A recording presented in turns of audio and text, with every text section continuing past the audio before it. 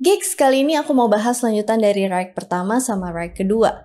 Buat yang belum nonton, coba nonton dulu biar bisa nyambung. Reich ketiga diimpikan Om Kumis bakal berusia 1000 tahun kayak Holy Roman Empire. Reich ketiga ini juga masih jadi mimpi buruk buat kalangan orang-orang di barat, khususnya sama kaum Yahudi. Emang apa sih yang Reich ketiga ini lakuin sampai bisa bikin ketar-ketir dunia barat?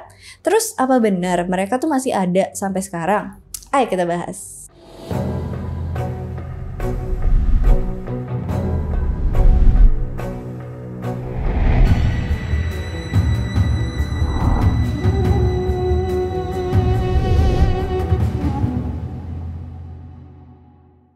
Republik Weimar.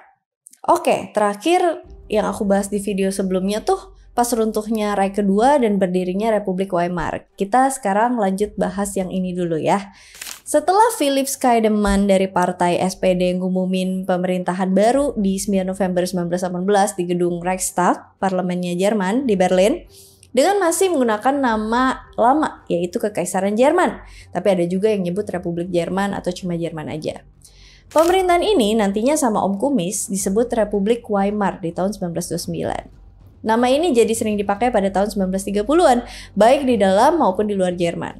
Nama Weimar sendiri diambil dari kota tempat ditulisnya konstitusi pemerintahan baru ini. Ketua SPD, Friedrich Ebert, bilang ke Pangeran Maximilian yang menjabat kanselir saat itu, kalau si Ebert ini pengen mempertahankan monarki di bawah penguasa yang berbeda. Soalnya kalau masih dipegang sama pemerintahan yang lama, bisa-bisa kerusuhan makin berlanjut.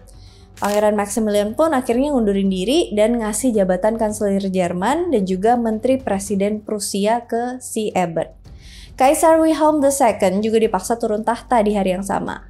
Kaisar Wilhelm II nggak benar-benar turun tahta, soalnya Jerman tuh secara hukum tetap menjadi negara monarki sampai Kaisar Wilhelm II menandatangani pengunduran dirinya secara resmi tanggal 28 November 1918. Pas si Kaisar Wilhelm yang kedua ini nyerahin komando tertinggi angkatan bersenjata ke Paul von Hindenburg dan berangkat ke Belanda tanggal 10 November, Jerman secara efektif nggak memiliki kepala negara lagi. Sehari kemudian, gencatan senjata ditandatangani buat mengakhiri perang di Compiègne, Prancis. Pada saat itu, tentara Jerman tuh masih berada di wilayah Prancis sama Belgia.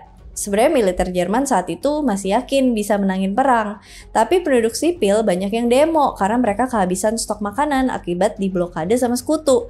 Jadinya mereka maunya perang udahan aja, sampai akhirnya terjadilah Revolusi Jerman. Paul von Hindenburg yang menjabat komando tertinggi militer yang nantinya bakal jadi presiden Jerman dan Jenderal Erich Ludendorff bilang kalau ini kekalahan penduduk sipil terutama kaum sosialis, bukan kekalahan militer. Jadi kekalahan ini tuh nggak bisa dihindari karena tentara tuh merasa ditusuk dari belakang alias dihianati sama politikus golongan kiri yang menghasut para penduduk sipil. Dan juga banyak yang bilang ini adalah hasutan dan konspirasi dari kaum Yahudi. Banyak kaum monarki dan konservatif dari golongan kanan menyebut kalau musuh politik mereka yang dari golongan kiri dan yang membentuk pemerintahan baru ini sebagai penjahat November. Kemudian terjadilah pemilihan Majelis Nasional alias pemilu yang diadakan tanggal 19 Januari 1919. Nah, ini adalah pertama kalinya perempuan itu boleh ikutan ngasih suara.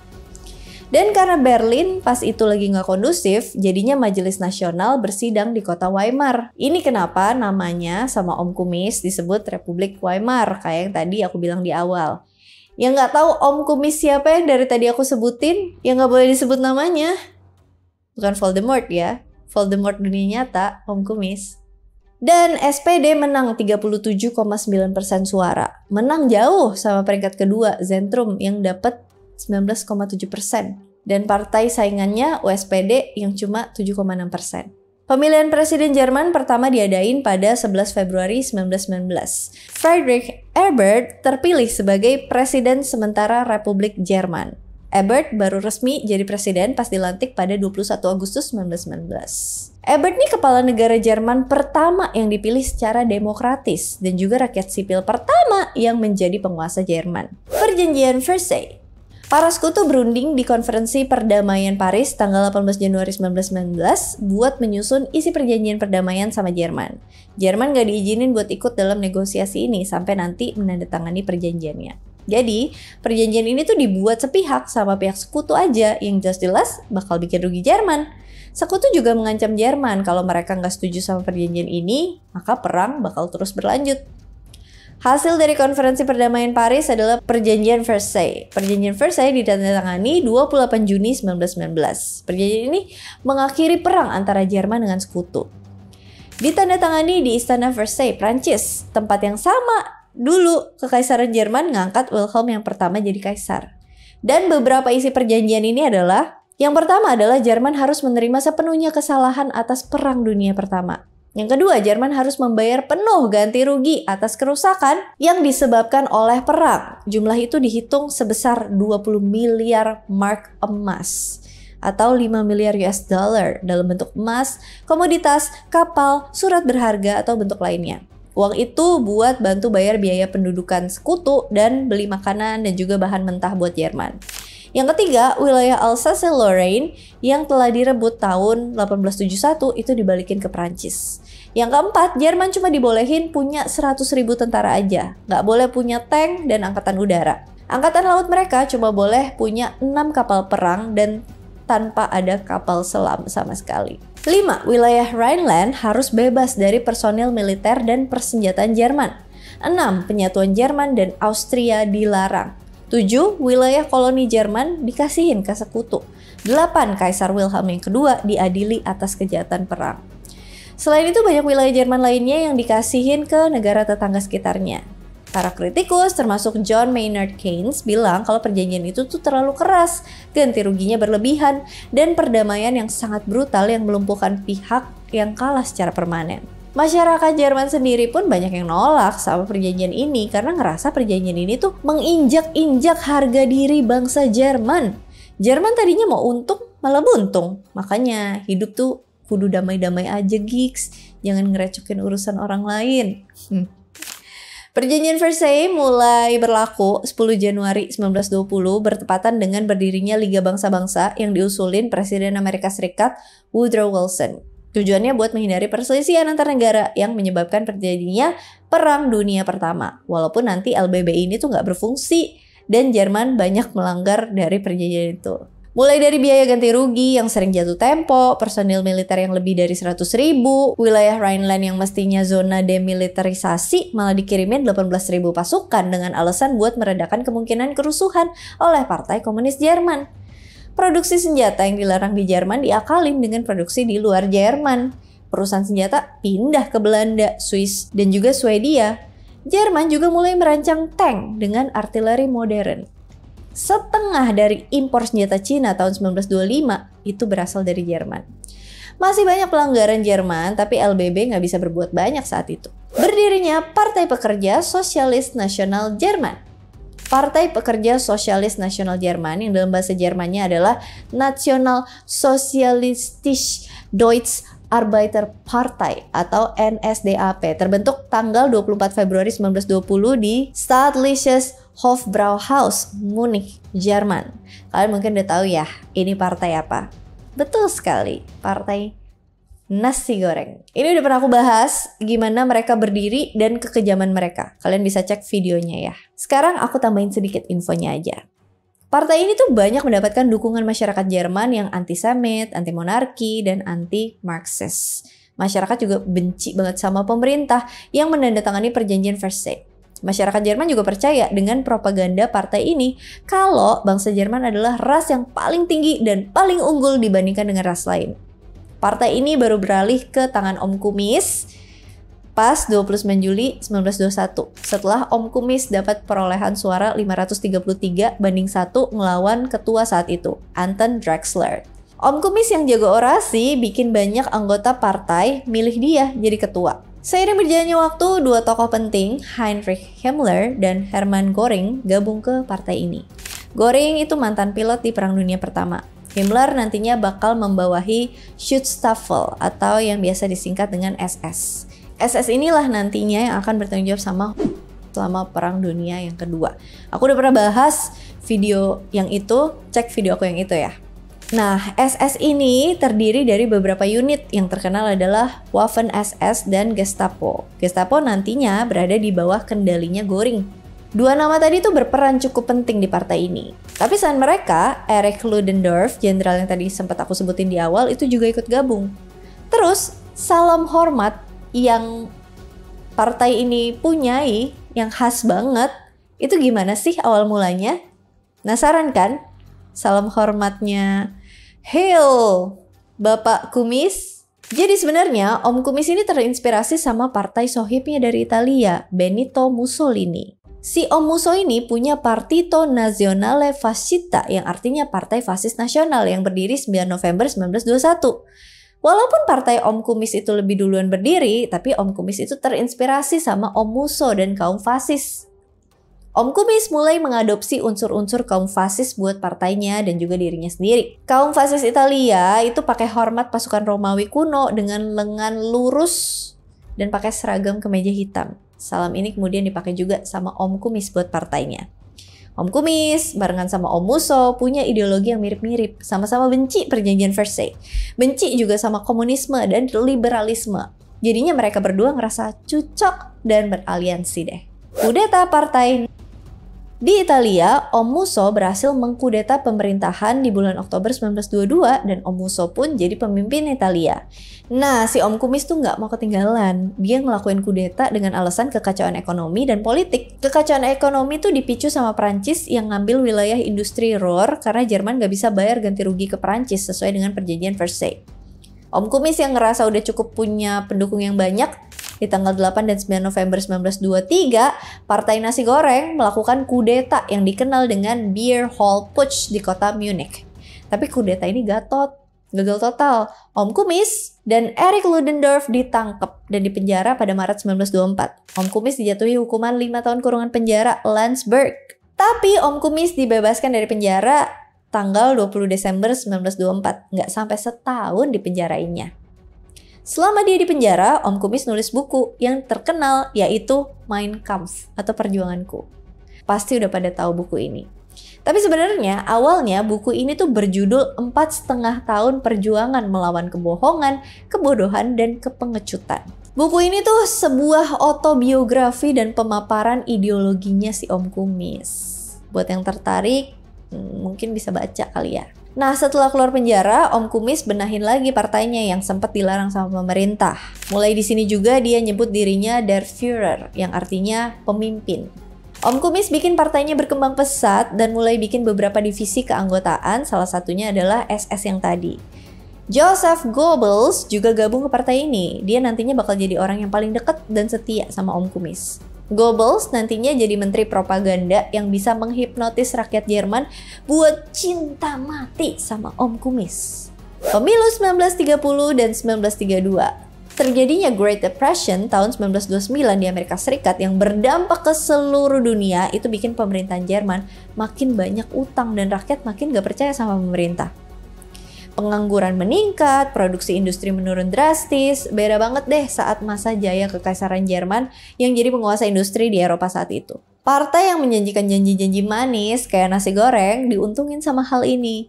Mereka dapat 18% suara di pemilu 1930 dan jadi partai terbesar kedua di Reichstag setelah Partai Sosial Demokrat. Om Kumis terbukti sebagai juru kampanye yang sangat efektif. Dia pakai radio dan pesawat terbang buat kampanye yang pada saat itu tuh belum pernah ada yang lakuin. Goebbels yang jadi kepala propaganda partai nasi goreng jadi salah satu kunci penting. Goebbels bekerja buat memperbaiki citra Om Kumis dan juga partainya. Mohon maaf ya, aku sensor-sensor karena belakangan YouTube lagi agak sensitif banget nih mengenai topik-topik yang sensitif seperti ini. Jadi aku nggak mungkin nyebutin nasi, rice doang. Mohon maaf. Oke, warga Jerman milih partai nasi goreng terutama karena janjinya buat memulihkan ekonomi, memulihkan kejayaan Jerman, membatalkan perjanjian Versailles, dan menyelamatkan Jerman dari komunisme. Tapi karena pemilu 1930 hasilnya banyak perpecahan di dalam pemerintahan, makanya diadakan pemilu lagi di tahun 1932. Pemilu 1932 Partai Nasi Goreng ini menang 230 kursi dari 608 kursi dan menjadi partai terbesar di Reichstag. Mereka berhak memilih Presiden Reichstag. Dipilih deh Hermann Göring yang merupakan salah satu kepercayaan Om Kumis. Dia ngejabat sampai menjelang perang usai pas Jerman nyerah sama sekutu nantinya. Lahirnya Reich ketiga. Minggu sore tanggal 29 Januari 1933, Om Kumis sama orang-orang kepercayaannya lagi nunggu di kamarnya di Hotel Kaiserhof di Berlin, gak jauh sama gedung Reichstag. Dia lagi nunggu kabar dari Presiden Reichstag, Hermann Göring. Göring masuk ke kamar hotel, terus tanpa basa-basi bilang ke Om Kumis kalau besoknya hari Senin, Om Kumis bakal diumumin jadi kanselir yang baru. Buat yang lupa, kanselir itu setara sama Perdana Menteri ya. Hari Seninnya, Om Kumis pergi ke Istana Kepresidenan buat ketemu sama Presiden Paul von Hindenburg. Inilah yang jadi awal perubahan yang bagus buat Jerman dan penduduknya, tapi jadi bencana buat musuh-musuh Jerman saat itu. Om Kumis berusia 43 tahun resmi menjadi kanselir Jerman setelah diambil sumpahnya. Maka lahirlah The Third Reich yang diimpikan sama Om Kumis bisa berusia 1000 tahun atau yang disebut Tausendjähriges-Reich. Itu juga tanda awal berakhirnya Republik Weimar. Lahirnya Reich ketiga ini bukan kejadian yang tiba-tiba, tapi ada proses panjang, dimulai dari kekalahan kekaisaran Jerman di Perang Dunia Pertama, proses perebutan kekuasaan antara berbagai kelompok dan ideologi. Om Kumis nih udah bikin master plan 1000 tahun ke depan buat Reich ketiga. Berlin bakal jadi ibu kota dunia. Om Kumis dan arsitek Albert Speer mau mendesain ulang Berlin. Salah satu proyeknya adalah Volkshall, Balai Rakyat. Kubahnya aja bisa nampung Basilika Saint Peter di Vatikan saking gedenya Volkshall ini. Om Kumis mau ada kesan Romawi di bangunan ini karena mau mengenang kejayaan Holy Roman Empire dulu. Om Kumis dan juga Speer ngabisin ribuan jam bikin replika kota Berlin. Salah satu karya Speer yang terkenal adalah Cathedral of Light yang dipakai buat demonstrasi pamer kekuatan nasi goreng pas rapat umum tahun 1933. Setelah resmi berkuasa, Om Kumis langsung nih menasi gorengkan Jerman. Semua musuh politiknya disingkirin. Pihak-pihak yang jadi penyebab Jerman kalah di Perang Dunia I juga disingkirin, terutama kaum Yahudi, komunis, dan juga kelompok yang mau pemerintahan yang demokratis. Salah satu kejadian yang bikin nasi goreng ini jadi penguasa tunggal adalah pas Reichstag kebakaran tanggal 27 Februari 1933. Seorang komunis asal Belanda, Van der Loop, yang pas kejadian lagi ada di situ dijadiin tersangka. Ini jadi propaganda kalau kaum komunis nih pengen menghancurkan pemerintahan yang baru. Masyarakat jadi percaya sama nasi goreng yang anti komunis. Di pemilu 5 Maret 1933, perolehan suara nasi goreng naik dari 33% jadi 44%. Hal ini bikin Partai Nasi Goreng dan juga sekutunya Partai Rakyat Nasional Jerman yang dapat 8% suara itu jadi mayoritas di Reichstag dengan total 52% suara. Kebakaran Reichstag ini sangat menguntungkan buat Partai Nasi Goreng sampai ada yang menduga kalau mereka sendiri yang ngebakar gedungnya dan jadiin komunis sebagai kambing hitamnya. Pemerintahan yang penuh teror buat lawan politiknya dimulai dengan dibuatnya undang-undang yang memberi kebebasan kanselir dalam bikin undang-undang tanpa harus persetujuan parlemen. Om Kumis mulai jadi diktator yang nggak bisa dibantah sama siapapun di Jerman. Goebbels juga mulai propaganda nih ke seluruh rakyat Jerman biar makin cinta tanah air dan cinta Om Kumis. Dia juga ngeyakinin kalau mereka adalah ras terkuat dan berhak menguasai dunia. Kalangan militer juga terpedaya sama janjinya Om Kumis yang mau ngebangun militer Jerman jadi yang terhebat lagi di Eropa, bahkan di seluruh dunia. Partai politik yang ngelawan Om Kumis dibubarin. Kalau masih ada yang ngeyel atau bandel ngelawan, nanti urusannya sama Gestapo. Gestapo itu adalah polisi rahasianya nasi goreng. Dibentuk buat membersihkan siapa aja yang nggak sejalan sama Om Kumis dan juga partainya. Om Kumis juga ngepromoin Reich ketiga, nggak cuma di dalam negeri tapi ke luar negeri juga. Salah satunya pas Olimpiade di Berlin tahun 1936 yang jadi agenda propagandanya. Tahun itu juga Om Kumis ngirim tentaranya ke Rhineland, padahal Rhineland itu wilayah bebas militer ya. Om Kumis ternyata ngetes Prancis, berani nggak nih dia nyerang tentaranya. Kalau misalnya tentara Prancis bergerak, Om Kumis nyuruh tentaranya buat mundur. Tapi nyatanya Prancis diam aja, nggak bereaksi. Luftwaffe atau Angkatan Udara Jerman juga pamer pesawat-pesawat tempur terbarunya ke publik. Angkatan Laut Jerman juga nggak ketinggalan, mereka mulai produksi kapal perang. Industri berat juga mulai sibuk bikin tank, pesawat tempur, dan juga persenjataan lainnya. Nah, buat ngetes persenjataan baru Jerman, Om Kumis tuh ngirim bantuan ke Jenderal Francisco Franco di Perang Saudara Spanyol. Jenderal Franco juga beraliran fasis, tapi pas Perang Dunia II, dia bersikap netral, nggak ngebantu Jerman. Dan tahun itu, semua perjanjian Versailles dilanggar sama Om Kumis. Tapi nggak cuma di situ aja. Om Kumis melanggar lagi perjanjian Versailles 2 tahun kemudian, tepatnya bulan Maret 1938. Saat itu dia maksa Austria buat gabung ke Jerman. Ide ini disebut Anschluss yang berarti bergabung. Ide ini tuh sebenarnya udah ada dari pembentukan Reich kedua, tapi waktu itu Austria nggak mau gabung dan fokus sama Hungaria yang aku bilang waktu itu. Tapi pas Perang Dunia Pertama selesai, Austria udah gak gabung lagi sama Hungaria. Selain karena Austria banyak dihuni sama orang Jerman dan secara historis juga dulu merupakan bagian dari Holy Roman Empire, Om Kumis ini juga lahir dan besar di Austria. Nah ini nih banyak orang yang nggak tahu, yang protes kenapa Om Kumis yang lahir di Austria kok bisa jadi penguasa Jerman. Kalau kalian nonton Reich pertama dan kedua pasti ngerti kenapa sah-sah aja Om Kumis menguasai Jerman. Ya karena emang Austria itu dihuni sama bangsa Jerman juga. Bahasa sehari-hari yang dipakai di Austria sampai sekarang juga pakai bahasa Jerman. Dinasti Habsburg yang berkuasa di Austria dulu juga berkuasa di Holy Roman Empire. Oke, kita balik lagi ke Anschluss. Alasan lainnya Austria dipaksa gabung karena Austria itu kaya akan bahan baku dan tenaga kerja. Jerman butuh itu buat persiapan perang nantinya. Perang Dunia II dan runtuhnya Reich ketiga. Sama kayak di Reich kedua nih, aku jelasin sedikit POV Jerman aja ya gigs. Perang Dunia II aku udah pernah bahas, jadi bisa cek videonya nanti. Negara korban berikutnya kali ini adalah Cekoslovakia. Cekoslovakia berdiri setelah Perang Dunia Pertama misahin diri dari Austria-Hungaria. Jerman ngeklaim wilayah Sudetenland di Cekoslovakia yang banyak dihuni sama orang Jermannya. Neville Chamberlain, Perdana Menteri Inggris saat itu nyoba nyegah terjadinya perang lagi di daratan Eropa. Dia takut kalau Jerman tuh nyerang Cekoslovakia bakalan bisa micu perang besar lagi. Dia coba jalur diplomasi antara London sama Berlin, tapi nggak dihirauin sama Om Kumis. Akhirnya dia coba ke sohib Om Kumis, Om Musso. Chamberlain minta Om Musso buat ngebujuk Om Kumis buat nggak nyerang Cekoslovakia. Om Musso coba deh bujuk Om Kumis dan akhirnya dia mau. Terus akhirnya dibikin perjanjian Munich tanggal 30 September 1938 antara Jerman, Inggris, Prancis, dan Italia. Yang menandatangani perjanjian itu Om Kumis, Om Musso, Chamberlain, dan Edward Daladier alias Perdana Menteri Prancis. Perjanjian itu berisi wilayah Sudetenland diberikan ke Jerman mulai 10 Oktober dan kendali de facto atas sisa wilayah Cekoslovakia selama si Om Kumis janji nggak akan melangkah lebih jauh. Chamberlain pun pulang ke Inggris dengan bangga dan yakin kalau dia berhasil mencegah perang besar terjadi. Tapi kenyataannya salah besar. Gak sampai setahun kemudian Jerman nyerang Polandia yang micu Perang Dunia II. Kalau kalian mau tahu cerita tentang perjanjian Munich, bisa deh nonton film Munich The Edge of War. Keren banget filmnya. Oke, balik lagi ke PD2.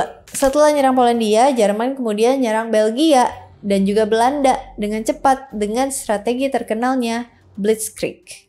Jerman juga dengan cepat menguasai Prancis, Denmark, dan Norwegia. Inggris juga kena hajar sama Luftwaffe yang jadi perang udara terbesar selama PD2 yang disebut Battle of Britain di tahun 1940. Setelah gagal buat nembus Inggris, Jerman beralih ke front timur setahun kemudian. Operasi Barbarossa dilakuin buat nyerang Rusia. Tapi 2 tahun kemudian pasukan Jerman kalah di Stalingrad dan mulai dari situ dipukul mundur ke arah barat. Jerman yang kalah besar di front timur itu punya masalah baru lagi nih di front barat setahun kemudian. Pasukan sekutu yang dipimpin Amerika Serikat sama Inggris itu berhasil mendarat di Normandia di Prancis tanggal 6 Juni 1944. Operasi ini disebut dengan Operasi Neptune, tapi lebih dikenal dengan sebutan D-Day. Gak sampai setahun, tepatnya 30 April 1945, Om Kumis mengakhiri nyawanya sendiri di bunkernya di Berlin setelah pasukan Soviet udah hampir nguasain seluruh Berlin. Goebbels diangkat jadi kanselir gantiin Om Kumis. Tapi sehari kemudian Goebbels juga mengakhiri hidupnya menyusul tuannya Om Kumis. Ini kayaknya jadi kanselir tersingkat ya, cuman sehari doang. Pemimpin Angkatan Laut Jerman, Karl Dönitz, jadi presiden Jerman, terus nyerah tanpa syarat 8 Mei 1945. Pengadilan penjahat perang pun dilakukan di Nuremberg. Banyak petinggi nasi goreng dan jenderal yang pada dihukum metong. Ada juga yang dipenjara beberapa tahun. Ada juga yang seumur hidup. Mereka didakwa sebagai penjahat perang dan bertanggung jawab penuh atas PD2. Maka berakhirlah sudah Reich ketiga yang umurnya nggak sampai 1000 tahun. cuma 12 tahunan aja. Jerman pun kembali terpecah, tapi kali ini cuma pecah jadi dua, Jerman Barat, Jerman Timur. Mereka baru bersatu kembali kemudian menjadi satu kesatuan Jerman tanggal 3 Oktober 1990. Cita-cita Om Kumis yang mau raih ketiga berumur 1000 tahun, Gatot.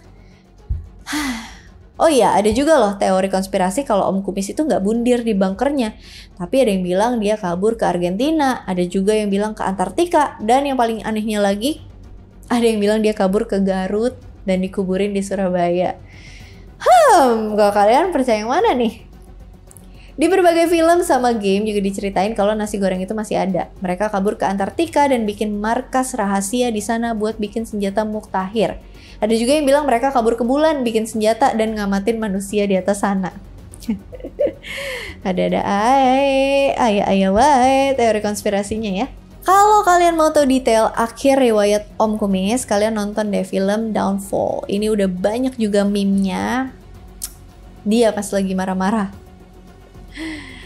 Oke deh, sekian dulu cerita tentang Reich ketiga, Third Reich dari Holy Roman Empire yang merupakan kekaisaran Jerman yang ketiga. Seperti biasa kalau misalnya ada yang mau dikoreksi, please do correct me if I'm wrong. Ada yang mau ditambahin, ada yang mau di-request, ada yang mau didiskusikan, komen aja di kolom komentar. Dan as always, thank you so much for watching. I hope you guys like it and I'll see you again on my next video. Bye. Semoga video yang kali ini tidak di-ban oleh YouTube. Karena ini adalah edukasi.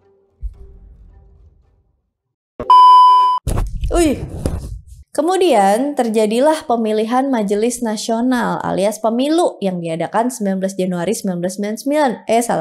Friedrich Ebert terpilih. Friedrich Ebert terpilih sebagai presiden. Friedrich Ebert, wilayah Rhineland yang mestinya zona demiliter. Spol deh. Berdirinya Partai Pekerja. Sosialis Nasional Jerman, Partai Pekerja Sosialis Nasional. Oh, salah. Salah. Atau yang bisa disebut dengan mampus loh. Tausendjähriges